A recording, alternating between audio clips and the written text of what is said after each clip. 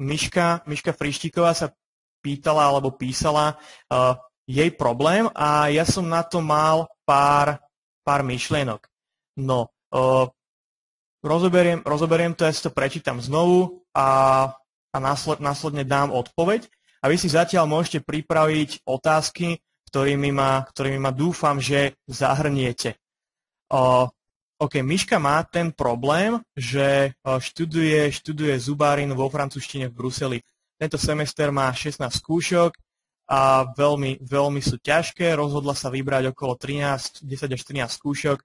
Ešte presne nevie, chodí na každú jednu prednášku, skúša sa učiť viac efektívne. Pýta sa, že či urobila dobre. A má na mysli, že vybrať si menej, naučiť sa efektívnejšie, či to mala skúsiť všetko. Lebo ďalší problém je, že ak to vezme všetko, škola je od 8 do 7 večera a potom je Miška úplne mŕtva a nevládze, ďakuje za rady.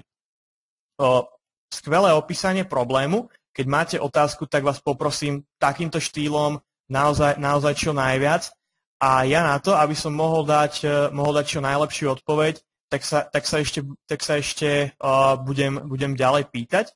A teraz Miška pokračuje, pýta sa, že, Miška pokračuje, rozpráva o tom, že nevybrala si tie najjednoduchšie skúšky, lebo také pre ňu nie sú a že systém tu funguje tak, že jeden pokus plus opravný termín v auguste, že týmto si síce predloží ročník, ale bude mať čas sa na ne pripravovať dôkladne. Je to podľa nej najlepšie riešenie, ako sa do budúceho roka striasť aspoň niektorých. Pochopil som to správne, že ich nemusíš prenášať do budúceho roka, myslím. OK.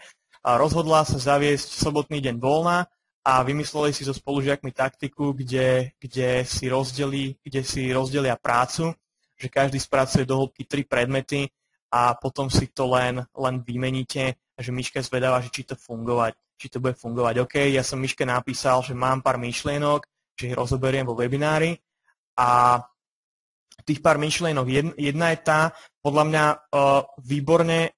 výborná tá myšlienka v tom, že vybrať si väčšinu skúšok počas roka, predložiť si ten ročník a zároveň to spraviť tak, že počas toho roka budeš mať život, lebo píšeš, že od 8 do 7 máš školu a verím ti, že potom si úplne mŕtva, pričom ale to skutočné vzdelávanie tvoje prebieha, keď sa učíš sama. A ten nápad so sobotnejším dňom voľna, neviem presne, že kde si tu na sobotný deň voľna, ktorý spomínaš, tak ja by som kľudne zaradil aj nedeľný deň voľna, alebo aspoň nedeľné dopoludne. Daj si voľno. Máš to veľmi intenzívne nabité, je to zabijak na mozog, počas celého týždňa makať od 8 rána do 7 po obede a učiť sa a drviť sa. Predpokladám, že však budeš sa učiť častokrát aj neskôr večer, aj keď budeš mať len tých 80% skúšok. A vyhrať si ideálne 2 dni také, kedy sa budeš čo najviac zabávať. Píšeš tu, že sobotnejší deň voľna, ja neviem, aké sú tvoje plány, tvoje aktivity, ale moja rada, môj tip je ten, že keď máš takýto intenzívny týždeň, tak si zaráď deň, kedy sa budeš naozaj intenzívne zabávať. Ja napríklad pracujem na ten štýl, že 4 až 5 hodín denne pracujem a nejaké 3 až 4 hodiny sa vzdelávam.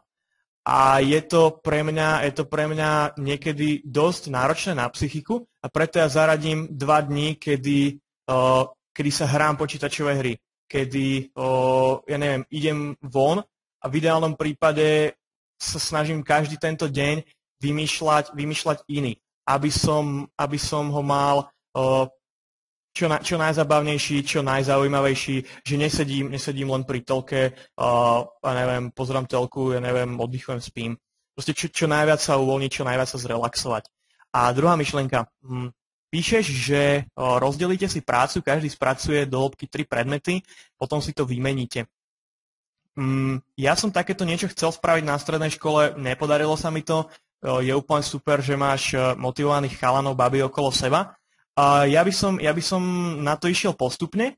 Najprv si rozdielte prácu, že každý spracuje do hĺbky jeden predmet, potom si to vymeníte a takto si budete vedieť dať spätnú väzbu a okontrolovať si alebo vylepšiť tento postup v priebehu vlastne za pochodu. Že nemusíte čakať, ja neviem, na 3 predmety a potom si budete dávať spätnú väzbu, ale a vylepšovať, ja neviem, lebo každý to môže spracovať podľa seba, nemusíš tomu rozumieť a je jednoduchšie si dávať túto spätnú väzbu, keď človek spracuje len jeden predmet. Čiže môj tip je, spracujte si jeden predmet každý, vymente si ich, diskutujte o tom potom druhý, vymente si ich, diskutujte o tom potom tretí, vymente si ich, diskutujte o tom.